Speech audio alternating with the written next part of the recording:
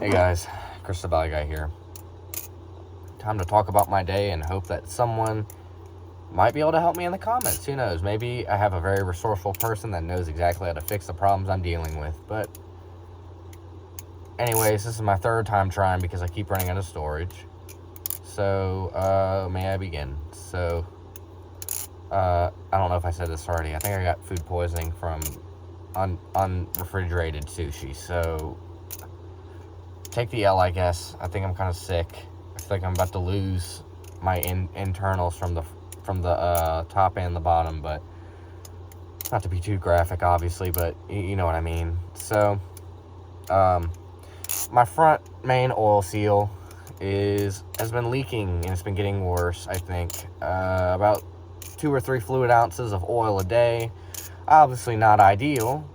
Not enough to really adjust the level on the dipstick all that much, but enough to where a few weeks might need to add some oil. So, I got all the stuff I needed. I had to go to Harbor Freight, get some sockets. I had to get a 1.5 inch socket because the metric sizes weren't fitting. 32 was too big, 30 was too small. So I got that, got the pulley off. I had gotten the seal the previous day. I had to order it, have it shipped to AutoZone or O'Reilly's and pick it up. So there's that. So my issue is that I had to remove a lot of things, which is expected. I had to remove the fan shroud, the fan, which is the fan clutch and all that, the water pump pulley. And then I had to remove the radiator hose and all that, drain some of the fluid out. So I get the pulley off without too much effort, and I made sure to mark all the bolts for the harmonic resonator. I have a 360 Magnum 5.9 liter V8 engine, Mopar, Dodge. Good stuff. Great engine. I love this thing. But it's externally balanced. I had to take the harmonic resonator off. And I get about halfway through that harmonic resonator, and then I realize, oh no, there is a bracket in the way from keeping it from coming off all the way. And that bracket was the power steering pump bracket, which also happened to have bolts that went to the water pump. And what did I do? I took the bolt out that held in the water pump on one side, just one of the water pump bolts, and out came a bunch of coolant. So I dried everything and I checked, is it just coming out from the bolt hole? Because if I could put some sealer in there, maybe it'll work and it'll not leak everywhere. Because I just got this water pump replaced and my timing cover seal replaced.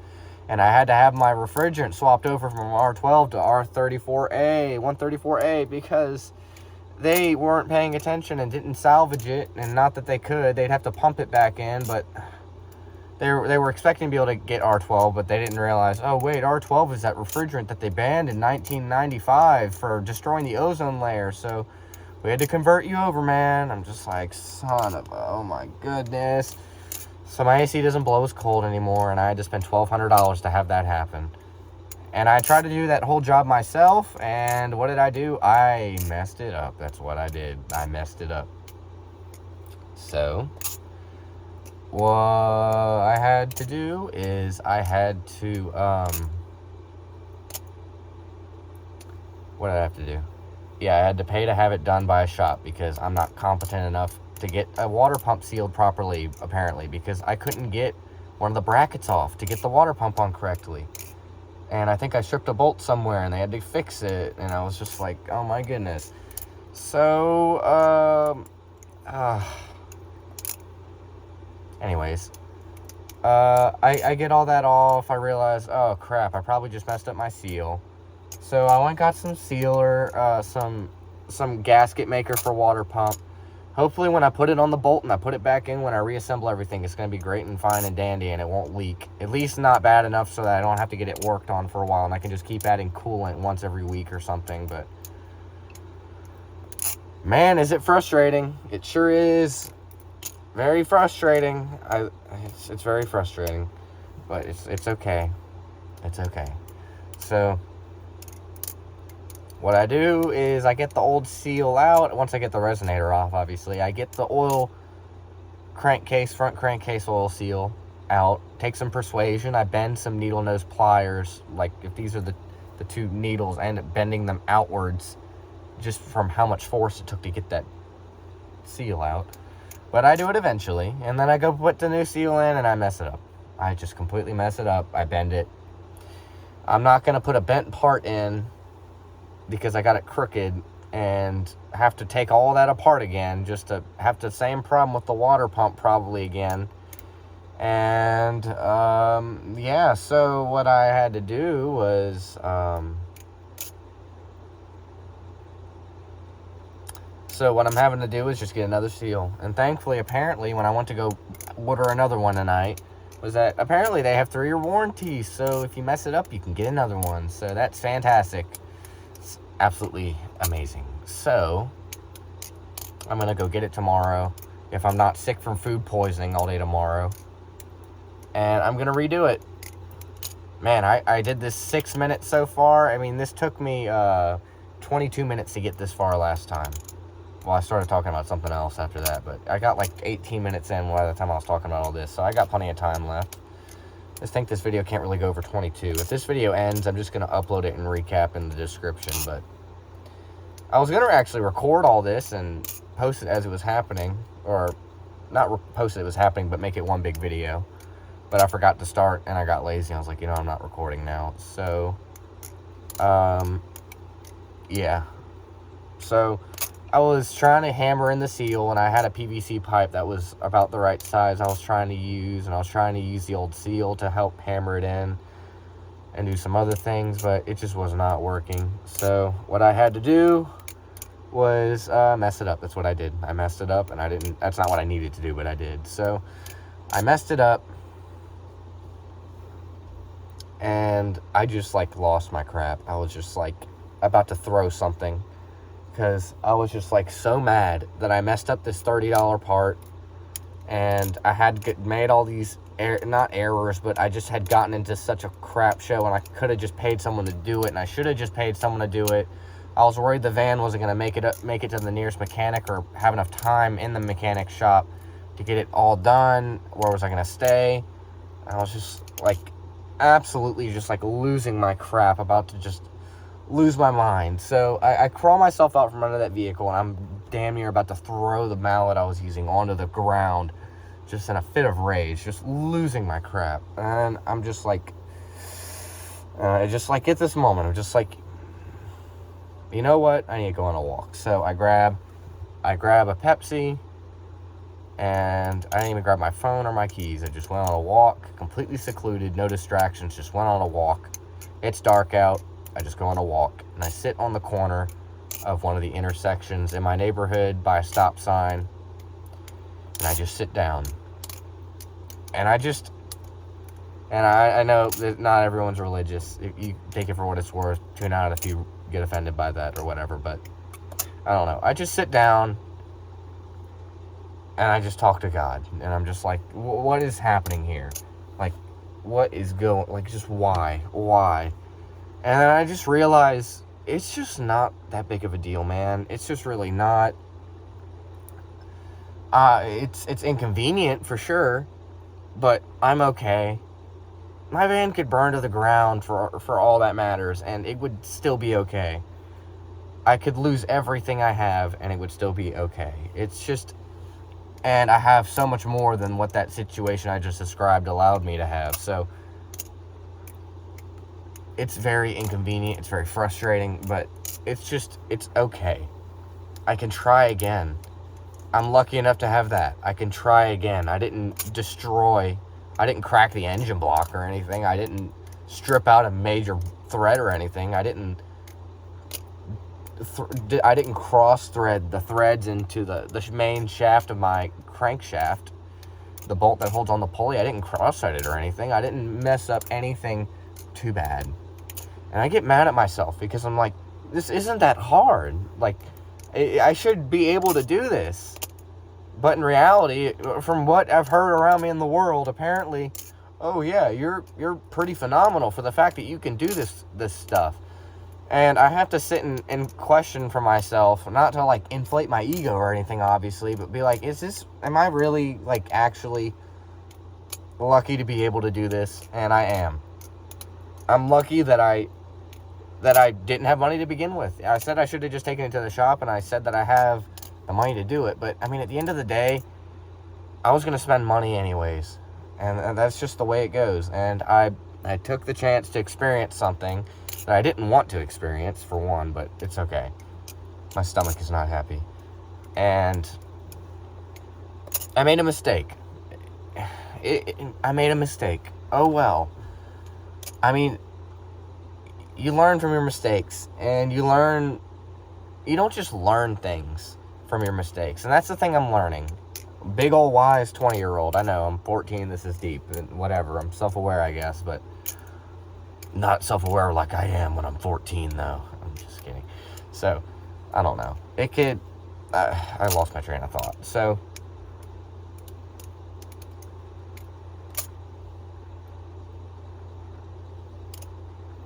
yeah. So, I remember now. So, what I'm learning is that these experiences of doing something on my own,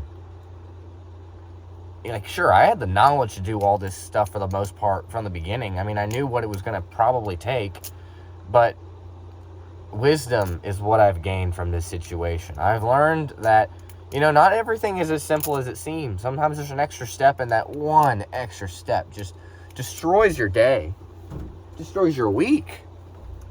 Hell, sometimes you're trying to do something with your life, and then one small factor just completely destroys everything. You had the fire triangle.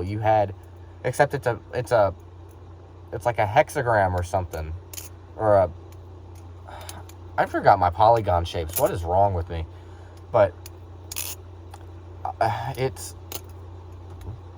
sometimes it's one of those. It's like the triangle of fire. You need oxygen, fuel, and heat to make a fire. But sometimes it's a big puzzle with like a dodecahedron, this big 3D 12-faced object with all these different points. And if you don't have one of those points, the object isn't the object. It's something else. It's incomplete. So from there, sometimes you have to decide, what am I going to do to fix this?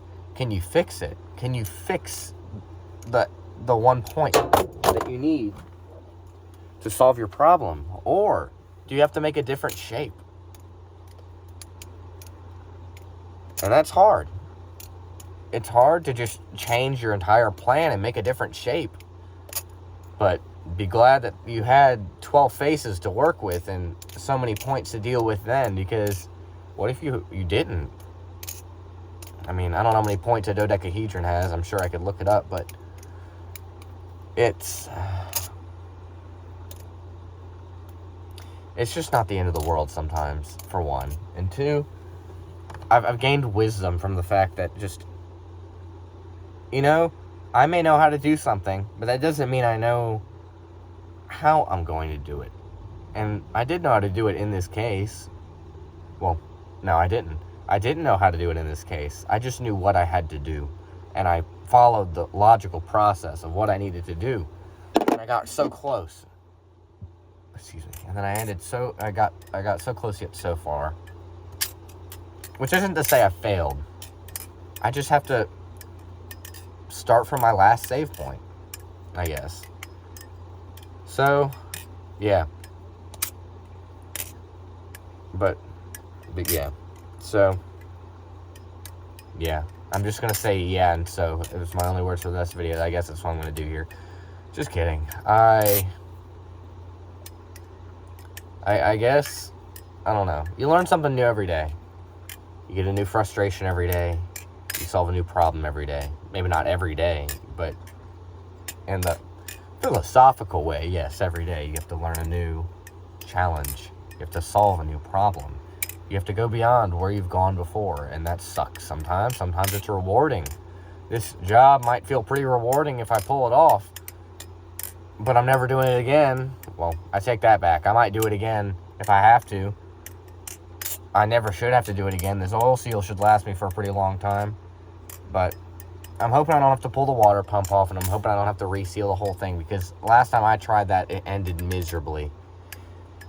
So, yeah. At least I have a helper with me, my dad, and I can do this. So, what's probably going to happen is that I'm either going to get this van running by the end of the week or not, but I'm going to take, whenever I go back to Monroe permanently, for work, not permanently, but long-term, for CDL school. I also have to spend $800 on a down payment for that, because it was going to take too long to get a grant, and I have to make money now. So, yeah, I should call JG Wentworth and get some 877 cash now, if you catch my drift, but I'm not doing that. So, yeah, I will be taking my car with me too. I'm going to pay insurance on it, pay for the vehicle. Not pay for the vehicle. My dad's going to let me use it. It's his. But we're going to work an agreement. And we've already worked an agreement, actually. I'm just saying we're going to, but we have already. So, and I'm going to tow the car all the way up to Monroe with my van once I get it up and running. If I can't get the van up and running, I'll have to learn to live in a car, which shouldn't be too hard, considering I see people do it all the time online. It must be so easy, just like replacing that oil seal. But in all seriousness, I see people live in cars. I might take the passenger seat out, if I'm being honest, because that's dead space. But I will, what will I do? Oh yeah, if I have to live in the car, I'll make it work for momentarily. I can get electricity and I can get power and all that, and that's not a huge deal or anything. So, yeah. Sucks sometimes doing what you don't want to do, but it might be the answer, because I have a job to do in Monroe and in Rayville right now, and I gotta be there one day a week. I can call out and I can lose out on my salary for the week, and that sucks because I need that money. And if I take the Camry up there, I might as well, because 40 miles to the gallon, if I'm pushing it, really does do a number. So, yeah, I'm a go. I'm not feeling too good. Hopefully someone out there has some information out there that'll be able to help me with my process, and they'll respond in a timely manner in the comment section of this video to help me complete the project that I need to complete, because that project is what keeps my entire life running to an extent. Not entirely, but it's a very nice thing to have operational. My van, it's where I live. It's my transportation for the most part. That's why I'm getting a car. That's why I'm getting my car back, so I can use it to traverse between locations without having to use my van so much, so I stop wearing it out so much. I'll run this van into the ground if I eventually I will wear it out over and over again if I have to keep it alive. But that was a bad way to put it, you know what I mean. So, funny story, past a good deed. Christmas Day, I was driving from Monroe down to Baton Rouge. I had to pee, so I pulled over. I pulled over on a shoulder that had grass past the pavement. It had a pavement shoulder, but the side was grass and it was muddy, so I got stuck. And I got stuck at like a 45-degree angle. If you want to see my Instagram, it's like Krista Bally Guy or something. I can't remember. And you can find me there. There's an imposter out there. It's Krista Bally Guy 2. Do not trust that account. That's not me. But I'll post a picture or two of how I got stuck. Thankfully, some guy towed me out. My dad was close by. I was 20 minutes away from home, so I could have gotten him to help me, and he was going to, but I canceled his... I told him I no longer need you to get me out. Someone's helping me. So, but stay on standby, and he was like, okay. And then the guy towed me out with his rear-wheel drive F-150 somehow. My 10,000-pound van that was stuck in the mud. He somehow did it after like 2 attempts, and I thanked him very much. I didn't get his name, but he went on his way. And I was like, I really appreciate people like that. And I always try to be people like that. And I don't be people like that. I don't try to be that guy that's always passing a good deed because I want the karma points. I do it because I would want someone to be there for me, for one. But that's not even the main reason either. It's good. It's not hard to be a good person. It's not hard to take 5 minutes out of your day, 10 minutes out of your day, if you have the free time, and just help someone. I mean, these days you got to be worried about getting mugged at every left, right, center, up and down point in time, location, existence. So it sucks, but this man helped me. It was in broad daylight. He helped me, and I appreciated it. And I had gone to Harbor Freight to go get the pulley puller I needed to get the harmonic resonator off. There was a guy on the side of the interstate, not interstate, but getting onto the interstate, and he was pulled over, and he was outside, and he was on the phone, and I was like, well, I got time, let me help this guy. So I did. He just needed his tire swapped out, and he didn't have a jack, so I pulled out my 6-ton floor jack out from under my rear seat. I'm sorry, it's a 4-ton, I think. It's more than 3, I know that. It has. I would use a 3-ton floor jack, but it's too little for my rear of my vehicle, and I have to be able to lift the rear of my vehicle with it. So, I think it is a 6-ton actually. It's like almost 90 pounds. It is so heavy. But I'm about to run out of time. I helped the guy get the car unstuck. I helped him put he wasn't stuck. I'm sorry. I helped him jack his car up, put his tire on for him. And he went on his merry way. I got his name.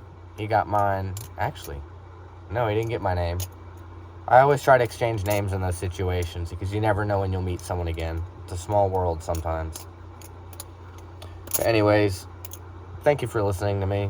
And if you have an answer to any of my problems or questions or information in general that might help me, feel free to put it down in that comment section because I will be reading it. And right now it is 11:14 p.m. and I'm about to go to sleep. So, thank you for watching my videos, and thank you for any help that you may or may not be able to give me. Thank you for being here to listen to me, because I needed to talk. This is my second time doing it, granted, but well, who cares? I'm going to try to get well. I really don't feel good. Thank you for watching, and goodbye.